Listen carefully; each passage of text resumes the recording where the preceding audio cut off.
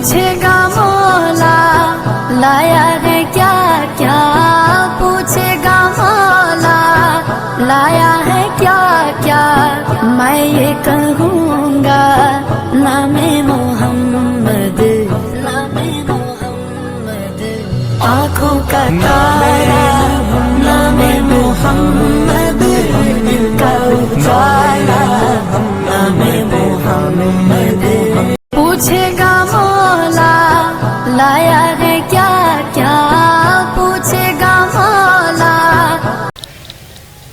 الحمد لله رب العالمين، والصلاة والسلام على سيد الأنبياء والمرسلين وعلى آله وأصحابه أجمعين. أما بعد، فأعوذ بالله من الشيطان الرجيم. بسم الله الرحمن الرحيم. ولما سكت عن موسى الغضب أخذ الألواح وفي نسختها هدى ورحمة للذين هم لربهم يرهبون.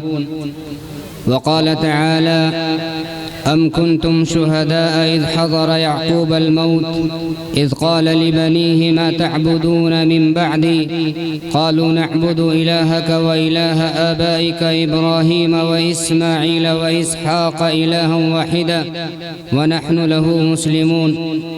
وفي الصحيح البخاري عن أبي موسى الأشعري رضي الله تعالى عنه عن النبي صلى الله عليه وسلم قال: مثل ما بعثني الله به من الهدى والعلم كمثل الغيث الكثير أصاب أرضا فكان منها نقية فأنبتت الكلأ والعشب الكثير وكانت منها أجادب أمسكت الماء فنفع الله بها الناس فشربوا وسقوا وزرعوا، وأصاب منها طائفة أخرى إنما هي قيعان لا تمسك ماء ولا تنبت كلأ، فذلك مثل من فقه في دين الله ونفعه بما بعثني الله به فعلم وعلم، وذلك مثل من لم يرفع بذلك رأسا ولم يقبل هدى الله الذي أرسلت به، أو كما قال النبي صلى الله عليه وسلم.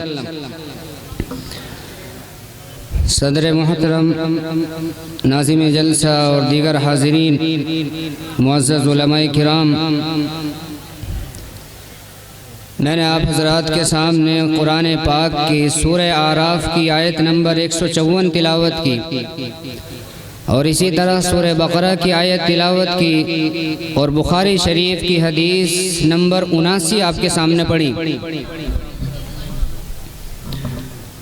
میں آپ کے سامنے اللہ کی دو عظیم الشان کتابوں کا تذکرہ کروں گا. ایک جو اللہ تعالیٰ نے موسیٰ علیہ السلام کو عطا فرمائی اور دوسرے آخری نبی محمد الرسول اللہ کو عطا فرمائی. ہمیں اس بات پر غور کرنا ہے کہ اللہ نے یہ دو اہم کتابیں دو امتوں کو عطا فرمائی ہیں، اور دنیا کی پہلے نمبر کی کتاب قرآن پاک ہے اور دوسرے نمبر کی کتاب تورات ہے.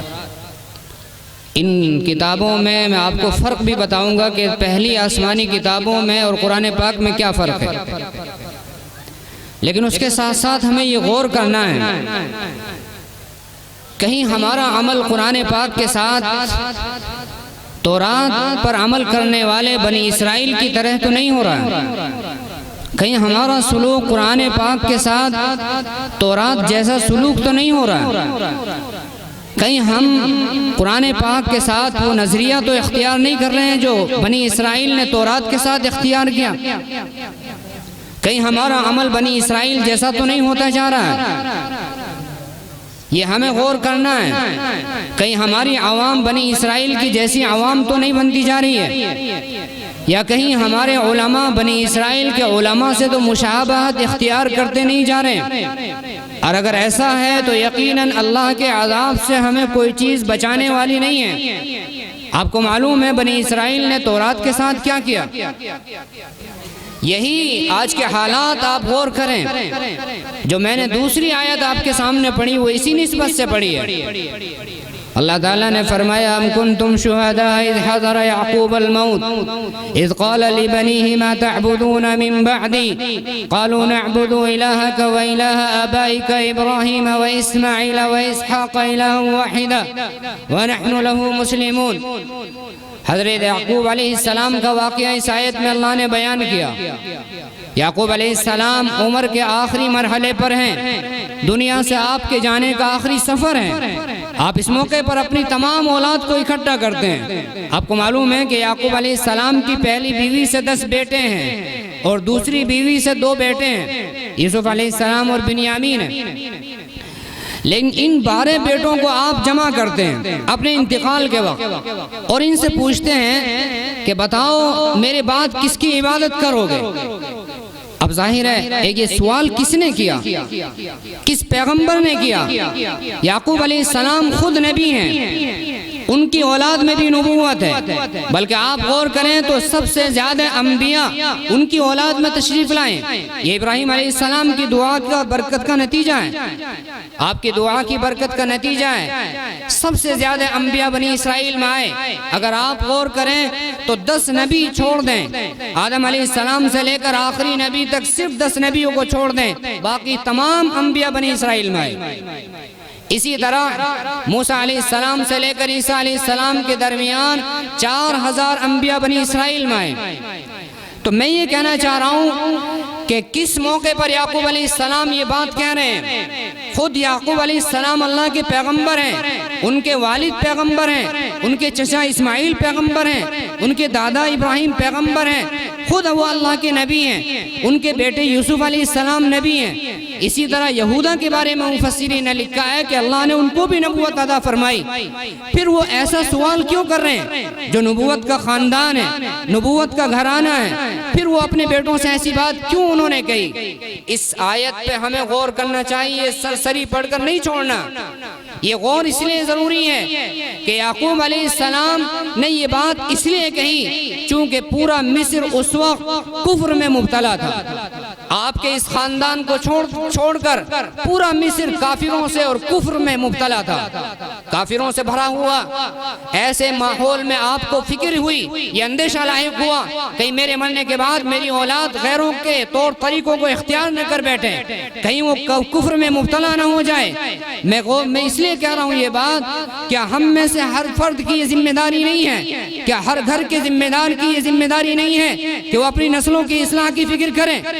یعقوب علیہ السلام اللہ کے پیغمبر ہیں، جن کے خاندان میں نبوت اللہ نے جاری رکھی ہے، سب سے زیادہ انبیاء اللہ نے اسی خاندان میں بھیجے ہیں، پھر بھی اپنی اولاد کا انہیں اتنا فکر ہے۔ اور آج ہم یہاں غیروں کے ساتھ ہمیشہ رہتے ہیں، ہمارا کھانا ان کے ساتھ، ہمارا پینا ان کے ساتھ، کاروبار ان کے ساتھ، آپ بینک میں جائیں تو لین دین ان کے ساتھ، تجارتی معاملات ہمارے ان کے ساتھ، ناشتے کا سامان لینے جائیں تو ان کی دکانوں پر جانا، ہر چیز سے ہمارا ان کا واسطہ ہے۔ کیا ہمیں خطرہ نہیں اپنی نسلوں کے ایمان کا؟ کیا صرف یعقوب علیہ السلام کو خطرہ تھا اپنی اولاد کے ایمان کا یا ان کے ایمان سے پھرنے کا؟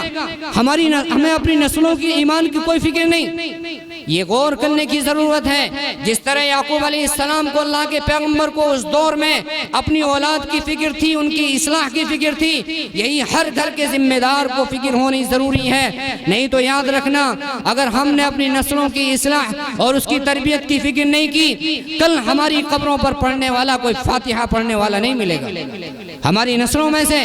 اور آپ یاد رکھیں، مفتی سعید صاحب پالن پوری رحمت اللہ علیہ نے ایک بات لکھی ہے اپنی تفسیر میں کہ اگر ہم نے اپنی نسلوں کو نہیں پڑھایا، اپنی نسلوں کی دینی اعتبار سے پرورش نہیں کی، تو ایک نسل کے بعد جو دوسری نسل آئے گی 50 سال کے بعد جہالت عام ہو جائے گی۔ یہ بات لازمی ہے، پھر لوگ دین اسلام سے پھر جائیں گے، مرتد ہو جائیں گے۔ ہم غیروں کے ساتھ ہمیشہ رہتے ہیں، تو یعقوب علیہ السلام کو جب اللہ کے پیغمبر کو اپنے گھرانے کی فکر ہے تو ہمیں تو بدرجہ اولا ان سے زیادہ فکر ہونی چاہیے، جبکہ ہمارا ہر وقت غیروں کے ساتھ معاملہ ہے۔ یہ بات موسیٰ علیہ السلام کو اللہ تعالیٰ نے جب تورات عطا فرمائی، آپ کوہ طور پر تشریف لے گئے۔ آپ کو یہ بات جاننی چاہیے کہ شروع سے لے کر آخری نبی تک جتنے بھی انبیاء اس دنیا میں تشریف لائے، ہر نبی کی جماعت میں منافقین ہوئے، ہر نبی کی جماعت میں جب موسیٰ علیہ السلام کو بنی اسرائیل کو مصر سے فلسطین لے جانے کا اللہ نے حکم دیا تو آپ تقریباً 6 لاکھ بنی اسرائیل کو لے کر روانہ ہوئے، اور دریا پار کرنے کے بعد فرعون تو غرق ہو گیا، اس کا سارا لشکر غرق ہو گیا۔ دریا پار کرنے کے بعد موسیٰ علیہ السلام کی قوم بنی اسرائیل کا ایک ایسی قوم پر گزر ہوا جو پتھر کی پوجا کر رہی تھی، بت کی پوجا میں ملوث تھی۔ ان کی قوم نے کہا کہ اے موسیٰ اجعل لنا کما لهم آلہہ، اجعل لنا الہا کما لهم آلہہ، قال انکم قوم تجہلون، کہ اے موسیٰ ہمارے لیے ان کے جیسا معبود بنا دیجئے، ان کے جیسا پتھر کھڑا کر دیجئے، ہم بھی اس کی عبادت کرنے لگے۔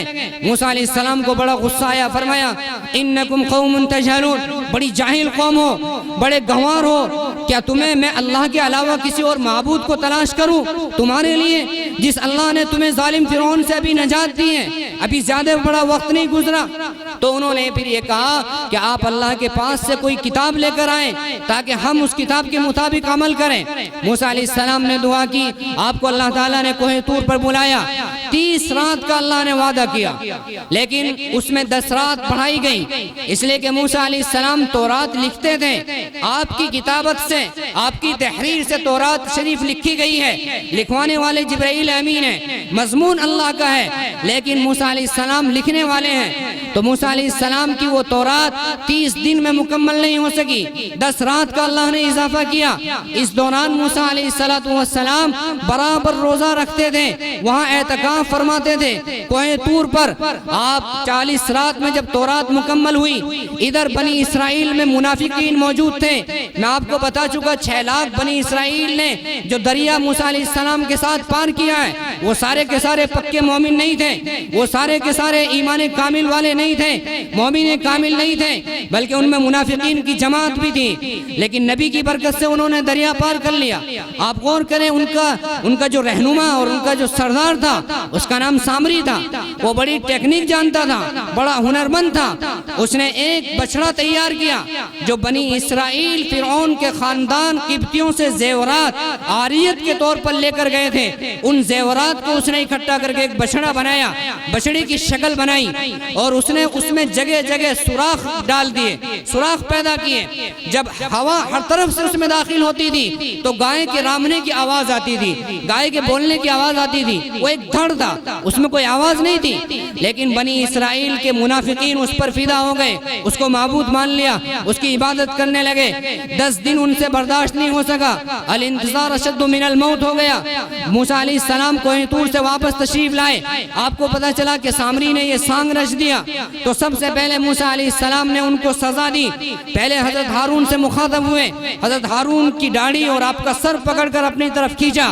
حضرت ہارون علیہ السلام نے ادباً عرض کیا فلا تشمت بی الاعداء ولا تجعلنی مع القوم الظالمین، کہ اے موسیٰ آپ مجھے دشمنوں کے سامنے رسوا نہ کریں، میں نے ان کی بڑی خیر خواہی کی، انہیں صحیح دعوت پر قائم رکھنے کی حد الامکان کوشش کی، لیکن یہ مجھے قتل کرنے کے قریب تھے، آپ مجھے ظالموں کا ہم نوا نہ سمجھیے۔ پھر موسیٰ علیہ السلام نے حضرت ہارون کے لیے دعا کی کہ اے اللہ ان سے میری خلافت اور نیابت کا فریضہ انجام دینے میں جو کوتاہی ہوئی ہے آپ ان کو معاف فرمائیے، اور میں نے اپنے بھائی ہارون کے ساتھ جو اس طرح کا معاملہ کیا مجھے بھی معاف فرمائیے۔ اللہ نے آپ کی دعا قبول فرمائی۔ اس کے بعد آپ نے سامری کو سزا دی، سامری کو 2 سزا دی گئی، ایک آخرت کی سزا اور ایک دنیا کی سزا۔ موسیٰ علیہ السلام نے فرمایا قال فاذهب فإن لك في الحياة أن تقول لا مساس، کہ اے سامری تو زندگی بھر اب یہ کہتا رہے گا لا مساس، یعنی کوئی مجھے نہ چھوئے، اس لیے کہ جو آدمی اس سامری کو ہاتھ لگاتا تھا تو سامری کو بخار چڑھ جاتا تھا، اس لیے وہ دور سے ہی آدمی کو دیکھ کر، انسان کو دیکھ کر یہ کہتا لا مساس، کہ مجھے ہاتھ لگانے کی ضرورت نہیں ہے۔ ایک سزا یہ دنیاوی سزا، آخرت میں سزا اللہ نے فرمایا وَإِنَّ لَكَ مَوْعِدًا لَن تُخْلَفَ، کہ آخرت کی سزا بھی تجھے ضرور مل کر رہے گی۔ تو یہ سامری کا انجام ہوا۔ اس کے بعد جن لوگوں نے بچڑے کی پوجا کی ہے، بچڑے کی عبادت کی، موسیٰ علیہ السلام نے اس کو سزا دی، ان لوگوں کو قتل کیا گیا۔ پھر کچھ لوگوں نے توبہ کر لی، ان کی توبہ قبول کی گئی۔ یہ مرتد جو آدمی ایمان سے پھر جائے، اسلام سے پھر جائے، اس کی سزا دنیا میں قتل ہے، لیکن مرد کی سزا قتل ہے۔ عورت اگر اسلام سے پھر جائے تو عورت کی سزا قتل نہیں ہے، عورت کی سزا شریعت نے نظر بندی رکھی ہے۔ یعنی اگر کوئی عورت اسلام سے پھر جاتی ہے تو اس کی سزا ہمیشہ کے لیے نظر بندی ہے۔ آپ کہیں گے کہ عورت اور مرد کی سزا میں فرق کیوں رکھا گیا جبکہ جرم دونوں کا ایک ہے؟ اس کی وجہ یہ ہے اس لیے کہ مرد کو اگر آزاد چھوڑا جائے گا تو مرد لاکھوں لوگوں کو گمراہ کرتا پھرے گا، اور مرد کو نظر بند نہیں کیا جا سکتا، یہ اس کی زندگی کے موضوع کے خلاف ہے۔ لیکن عورت کو ہمیشہ کے لیے نظر بند کیا جائے گا یہاں تک کہ وہ توبہ کر لے۔ یہ سزا اس لیے رکھی گئی۔ آپ یہ کہیں گے کہ اگر وہ اسلام کو قبول نہیں کر رہا تو اسلام قبول کرنے میں تو زبردستی نہیں ہے۔ سورہ آیت الکرسی کے بعد والی آیت ہے لا اکراہ فی الدین، کہ دین اسلام میں کوئی زبردستی نہیں، لیکن یہ آیت شروع اسلام سے متعلق ہے۔ اس کا جواب یہ ہے کہ اس آیت کا تعلق شروع اسلام سے ہے۔ اگر کوئی بندہ پہلے سے غیر مسلم ہے آپ اس کو زبردستی مسلمان نہیں کر سکتے، زبردستی اسلام قبول کرنے پر مجبور نہیں کر سکتے، یہ جائز نہیں ہے۔ لیکن اگر کوئی پہلے سے مسلمان ہے پھر وہ اپنے مذہب کو چھوڑ دے تو اس کی سزا قتل ہے۔ مرد کی سزا قتل ہے، عورت کی سزا ہمیشہ کے لیے نظر بندی ہے۔ لیکن اس سے پہلے، سزا دینے سے پہلے اس کو 3 دن تک مہلت دی جائے گی۔ اگر 3 دن تک وہ سوچ لیتا ہے، اسلام کی طرف واپس آتا ہے تو پھر اس کو معافی ہے، اس کا اسلام قبول ہے، کیونکہ آیت کہتی ہے والذین عملوا السیئات ثم تابوا من بعدها وآمنوا ان ربک من بعدها لغفور رحیم۔ اللہ نے فرمایا کہ جو لوگ پہلے گناہ کر لیں، کفر و شرک وغیرہ کر لیں، اس کے بعد ایمان لے آئیں تو اللہ تعالیٰ ان کی توبہ کو قبول فرماتے ہیں۔ ان ربک من بعدها لغفور رحیم۔ لیکن عورت کی سزا الگ رکھی گئی ہے۔ لیکن میں آپ کو یہ اس کے ساتھ ساتھ ایک اور اہم بات بتاؤں، جیسے آج کا ماحول کیا ہے، ہماری لڑکیاں غیروں کے ساتھ جا رہی ہیں۔ اب لوگوں کے ذہنوں میں یہ سوال اٹھتے ہیں کہ اس کو پکڑ کر قتل کر دیا جائے، اس کی زندگی ختم کر دی جائے، لیکن آپ کو اسلامی قانون اس کی اجازت نہیں دے سکتا۔ نہ اسلامی قانون میں اس کی اجازت ہے کہ آپ قانون کو ہاتھ میں لے لیں، اسلامی حکومت ہی سزا دے سکتی ہے۔ میں یہ بات اس لیے کہہ رہا ہوں، امیر المؤمنین اس وقت حضرت موسیٰ علیہ السلام تھے، اس وقت حاکم کون تھے؟ موسیٰ علیہ السلام تھے، سزا دینے والے موسیٰ علیہ السلام ہے۔ کوئی عام آدمی سزا نہیں دے سکتا، کوئی آدمی اپنے گھر کے آدمی کو سزا نہیں دے سکتا، اسلامی قانون، اسلامی حکومت سزا دے سکتی ہے، کوئی فرد کسی کو سزا نہیں دے سکتا۔ کوئی عورت اگر اسی طرح اسلام سے پھر جائے آپ سزا نہیں دے سکتے ہیں، یہاں کے قانون میں بھی نہیں دے سکتے، اسلامی قانون میں بھی نہیں دے سکتے۔ اس کے بعد